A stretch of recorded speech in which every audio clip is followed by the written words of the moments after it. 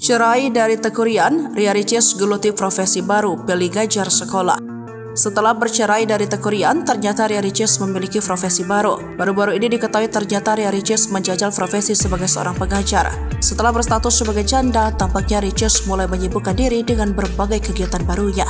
Diketahui selain menjadi konten kreator, Ricis kini tengah memiliki kesibukan baru selepas bercerai dan pergi haji. Ricis mengaku kini tengah asyik menjadi pengajar di sekolah-sekolah. Usai pulang dari haji, Ricis kembali mengajar di TK, bahwa anak usia dini miliknya. Sekolah TK miliknya baru saja dibuka beberapa bulan yang lalu. Adik Okis dan Dewi ini mengaku senang bisa mengajar di sekolah miliknya sendiri. Ibu Boana ini bercerita sempat dikeluhkan oleh orang tua murid lantaran jarang datang ke sekolah.